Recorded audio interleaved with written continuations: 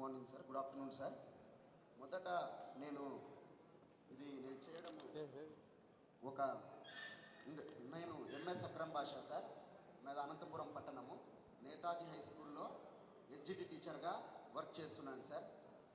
నేను ఈరోజు స్పోర్ట్స్ కోటాలో క్లస్టర్ టీచర్గా అనంతపురం జిల్లాలో జాయిన్ అవ్వడం జరిగింది సార్.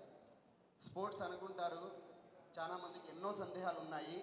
ఈరోజు గుర్తుపెట్టుకోండి, ప్రతి జీవో మరీ చెప్పరు. నేను 23 సంవత్సరాల నుంచి ఈ క్రీడల్లో ఉన్నాను. ప్రతి జీవో నాకు అవగాహన ఉంది. ఈరోజు మీకు చెప్తాను, ఈ జీవోలన్నీ గుర్తు చేసుకోండి, ఒకసారి చెక్ చేసుకోండి. ఖచ్చితంగా దాంట్లో మీకు సమాధానం దొరుకుతుంది. స్పోర్ట్స్ అన్నప్పుడు 23 ఏళ్ళ నుంచి నేను హైదరాబాద్ స్పోర్ట్స్ అథారిటీ ఇండియాలో ఉన్నాను. రూరల్ డెవలప్మెంట్ ట్రస్ట్ ఆర్టీటీలో 10 సంవత్సరాలు క్రీడల్లో ఉన్నాను. నా రక్తాన్ని చెమటగా మార్చాను సార్. ఒక గేమ్ అంటారు కొందరు, కొన్ని గేమ్స్ చెస్ ఆడతారు, మేము క్రీడల్లో కూడా హాకీ వాళ్ళు ఎక్కువ పరిగెడతారు, చెస్ వాళ్ళు తక్కువ పరిగెడతారంటే, చెస్ నేను ఆడమంటే అంత అద్భుతంగా ఆడలేను. కానీ ఆ గేమ్కి వేరియేషన్ ఉంటుంది. అతను ఎక్కువ కష్టం లేదని చెప్పి ఆయన తక్కువ చేయడము, ఈయన పరిగెత్తడు, ఇతనిది కష్టము కాదు, ఇతనిది ఈజీ అనుకోవడం చాలా వృధా సార్. అది చాలా తప్పు విషయము. నేను పూర్ ఫ్యామిలీ నుంచి వచ్చి రావడం జరిగింది సార్. మా నాన్నగారికి క్రీడలు తప్ప, నేను టైంపాస్కి క్రీడలు పోతున్నాను అనుకున్నారు. చిన్నప్పటి నుంచి స్కూల్కి పోయేవాడిని కాదు సరిగ్గా, క్రీడల్లోనే నేను జీవితాన్ని అంతా గడిపాను. మా నాన్నగారికి అసలు క్రీడలు తప్ప ఇంకా వేరేది ఏది నేను లేదనుకున్నారు. కానీ నేను 5వ ఉద్యోగం చేస్తున్నాను సార్. 3 గవర్నమెంట్ ఉద్యోగాలు, ఇది 3వ ఉద్యోగము. ఇంతకుముందు 2 ప్రైవేట్ ఉద్యోగాలు కూడా చేశాను. మా నాన్నకు సెలక్షన్ లిస్ట్ వచ్చేంత వరకు నేను టీచర్ అవుతానని మా నాన్నకు తెలియదు సార్. సెలక్షన్ లిస్ట్ వచ్చిన తర్వాత నేను వాళ్ళకి చెప్పడం జరిగింది, నేను టీచర్ అయ్యాను అని. వాళ్ళకి ఏమి వేరియేషన్ చూపలేదు. వాళ్ళు ఒక మాట చెప్పారు. అంటే దాని అర్థం ఏంటి అంటే, అది మంచి జాబా అంటే, లేదమ్మా, నేను ఇంకా వాళ్ళకి అర్థం కాలేదు, నేను అనంతపూర్కి వస్తున్నాను, నేను కళ్యాణదుర్గంలో డ్యూటీ చేస్తున్నాను కదా, అంతే, దగ్గరకు వస్తున్నాను అంటే సంతోషం చిన్న అన్నారు అంతే. దాన్ని బట్టి నాకు ఇంకేమనలేదు సార్. తర్వాత దీని మీద, స్పోర్ట్స్ మీద కొంచెం క్లియర్గా మాట్లాడదాం సార్. ఈరోజు మొట్టమొదటిసారి ఈ స్పోర్ట్స్ అనేది 2012 జీవో నెంబర్ 74 ద్వారా ప్రభుత్వం ఇంట్రొడక్షన్ చేసింది సార్. క్రీడలు ఓన్లీ ఏదో టైంపాస్ కాదు, జాతీయ అంతర్జాతీయ స్థాయిలో క్రీడలు ఆడిన వాళ్ళని ఎంతో వాళ్ళకు కూడా గుర్తించాలి.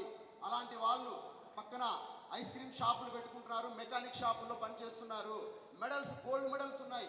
ఆంధ్ర తరపున పార్టిసిపేషన్ చేసి ఎన్నో గేమ్స్లో గోల్డ్ మెడల్స్ ఉన్నాయి.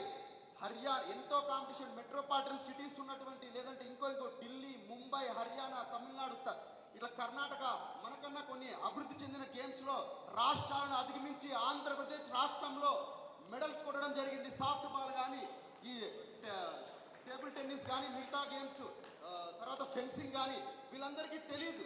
జస్ట్ ఓన్లీ నేషనల్స్ అంటే అందరికీ నేషనల్స్, ఇంటర్నేషనల్ ఆడిన వాళ్ళే.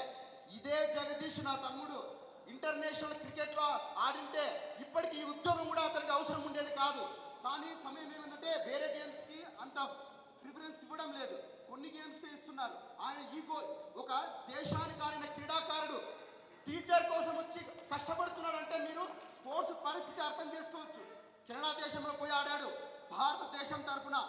అలాంటి వ్యక్తి ఈరోజు టీచర్గా వచ్చి జాయిన్ అవ్వడానికి ముందు వస్తున్నారంటే పరిస్థితి మీరు అర్థం చేసుకోండి. క్రీడల్ని ఎంత వెనకడుగు వేస్తున్నారని. మన గౌరవ ముఖ్యమంత్రి గారు 3%, 2% ఉన్నటువంటి జీవోని 3% చేసి మహిళలకి మరియు ఇలాంటి క్రీడాకారులకు ఉపయోగకరంగా చేశారు సార్. దాన్ని కొనసాగించినటువంటి మన ఎడ్యుకేషన్ మినిస్టర్ని కూడా మేము చాలా కృతజ్ఞతలు తెలుపుకుంటున్నాం సార్. ఇది అంత ఈజీ విషయం కాదు సార్. తర్వాత అంటున్నారు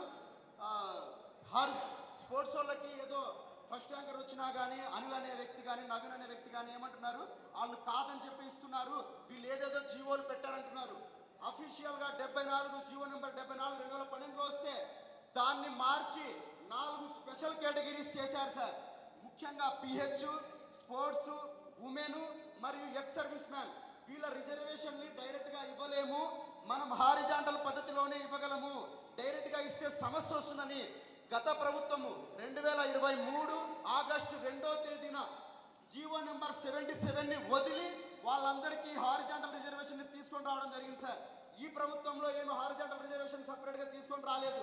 దాన్ని అవగాహన లేని వ్యక్తులు అనవసరమైన రాద్ధాంతాన్ని క్రియేట్ చేయడం జరుగుతుంది సార్.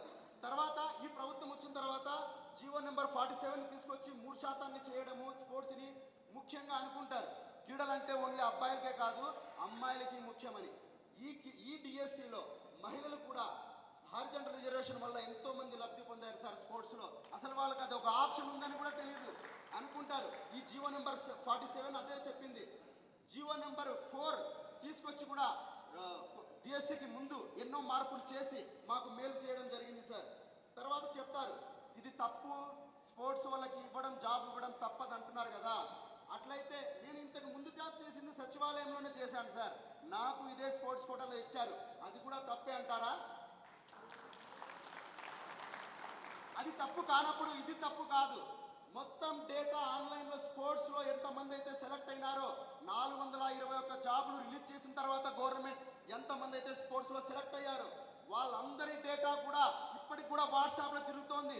ప్రతి ఒక్కరు సర్టిఫికేట్, జీవితము, date of birth, 10th, inter, degree ఎక్కడ చేశారు, ఏ దేశంలో ఆడాడు, నేషనల్స్ ఎక్కడ ఆడాడు, బ్యాకప్ సర్టిఫికేట్ ఎక్కడ ఆడాడు, ఇవన్నీ క్లారిటీ ఉంటుంది. మీరు ఒకసారి చెక్ చేసుకోవచ్చు. కొందరు వ్యక్తులు ఏమంటున్నారంటే అతను న్యూస్లో చెప్తున్నాడు నేను గోల్డ్ మెడలిస్ట్ని నేషనల్స్లో అంటారు. గోల్డ్ మెడలిస్ట్ అయితే ఇవ్వరు సార్, గోల్డ్ మెడలిస్ట్ ఇవ్వరు. క్వాలిఫికేషన్ కావాలా. స్పోర్ట్స్లో కూడా నేను దేశానికి అన్నగలను ఒప్పుకోరు. 3 డాక్యుమెంట్లు ఖచ్చితంగా స్పోర్ట్స్ పర్సన్ దగ్గర ఉండాలా. 1 సర్టిఫికేట్, 2 దానికి సంబంధించిన ఫామ్ 1, 2, 3, 4 మరియు 3వది బ్యాకప్ సర్టిఫికేట్. ఈ 3ట్లో ఏ ఒక్కటి లేకపోయినా కానీ మీకు ఉద్యోగం రాదు. మీరు ఎంత చేసినా దేశం తరపున ఆడినా కానీ రాదు. ఎందుకంటే రూల్స్ ఆ విధంగా ఉన్నాయి సార్. తర్వాత ఈ కొత్త జీవాల వల్ల క్రీడాకారులకి ఎన్నో ఉపయోగాలు ఉన్నాయి సార్. ఈ అనవసరమైన రాద్ధాంతాన్ని క్రియేట్ చేసి క్రీడా కోటానే తీసేయాలా అనే ఒక ఆలోచనని మనుషుల్లో క్రియేట్ చేస్తున్నారు. క్రీడా కోటానే తీసేయాలనే ఒక ఆలోచనలో ఉన్నారు. అలాంటప్పుడు క్రీడలు ఆంధ్రప్రదేశ్లో కానీ దేశంలో కానీ ఎలా అభివృద్ధి చెందుతాయి? క్రీడలే అవసరం లేదనుకున్నప్పుడు, అసలు క్రీడాకారులే అవసరం లేదన్నప్పుడు నువ్వు ఇలాంటి డెవలప్మెంట్ అనేది ఆగిపోతుంది. క్రీడలు జీవితంలో ఎంతో ముఖ్యమైన విషయము. ఇలాంటి ఈ పర్సెంటేజ్ని చూసి ఈవెన్ ఎడ్యుకేటెడ్ అయినటువంటి తల్లిదండ్రులు వాళ్ళ పిల్లలను ఏదో గేమ్లో పంపించాలనుకుంటున్నారు. ఆరోగ్యాన్ని దాన్ని కూడా అది కాపాడుతుంది సార్. అది కూడా ఒకసారి గుర్తుపెట్టుకోవాలి సార్. ఇంకో విషయం ఇవన్నీ చెప్తున్నారు కదా, క్వశ్చన్ చెప్తుంది. 16,000 మంది మామూలు వ్యక్తులు కాదు సార్.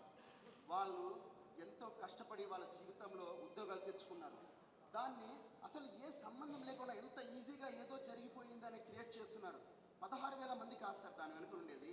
16,000 మంది కుటుంబాలు ఉన్నాయి, వాళ్ళ జీవితాలు ఉన్నాయి సార్. ఏదైనా ఒకటి చెప్పేటప్పుడు ఆధారాలు లేవు, ఏం లేవు. అసలు హారిజాంటల్ రిజర్వేషన్ అనేది తెలియకపోకుండా అనిల్ అనే వ్యక్తి ఆ అన్నగారు ఏదో చెప్తూ నేను ఎస్సీ కేటగిరీ 1లో మొదటి ర్యాంక్ని, నా శ్రీకాకుళం ఓవరాల్గా 166 ర్యాంక్ని నాకు ఇవ్వలేదు, హారిజాంటల్ రిజర్వేషన్లో వేరే వాళ్ళకి ఇచ్చారంటే అది రూల్, అఫీషియల్ రూల్. మీరు ఒకసారి హారిజాంటల్ రిజర్వేషన్ జీవో నెంబర్స్ ఒకసారి నేను చెప్పినట్టు చెక్ చేసుకోవాల్సి ఉంటుంది సార్. అది ఒకసారి చెక్ చేసుకోండి సార్. ఈ సందర్భంగా ఫైనల్గా ఒక మాట చెప్పాలా సార్. 17 సార్లు సీఎం గారు ఇంతవరకు 2,40,000 పోస్టులు దాదాపుగా టీచర్ ఉద్యోగాలే రిలీజ్ చేయడం జరిగింది. వారికి మా ఉపాధ్యాయుల తరఫున అందరి తరఫున నుంచి ప్రత్యేకంగా ధన్యవాదాలు సార్.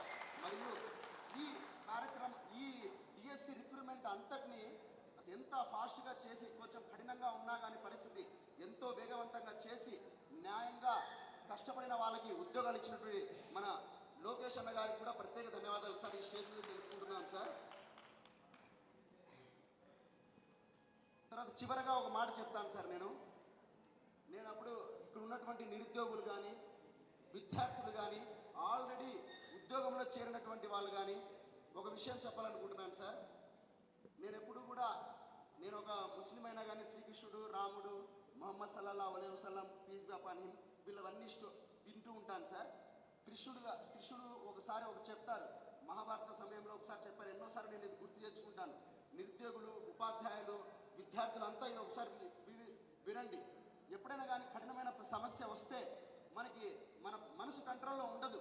అలాంటప్పుడు అర్జునుడు ఒక క్వశ్చన్ అడిగాడు శ్రీకృష్ణుడిని, దేవా నాకు సంతోషం ఉన్నప్పుడు కష్టం కంట్రోల్ చేస్తున్నట్లు, బాధలో ఉన్నప్పుడు సంతోషాన్ని కలిగించే ఒక విషయం చెప్పండి అని అడిగాడు. ఆ టైంలో ఆ మహానుభావుడు మన దేవుడు ఆయన ఒక మాట చెప్పాడు, ఈ సమయం శాశ్వతము కాదు అని. మీరు ఈరోజు ఏవేవో దీని మీద ప్రలోభాలు కానీ కన్ఫ్యూజన్ కానీ క్రియేట్ చేయగలరు, కానీ ఇది శాశ్వతం కాదు. అన్నీ క్లియర్గా ఎప్పుడైనా కానీ క్లియర్ అవుతాయని సందర్భంగా చెప్పుకుంటున్నాను.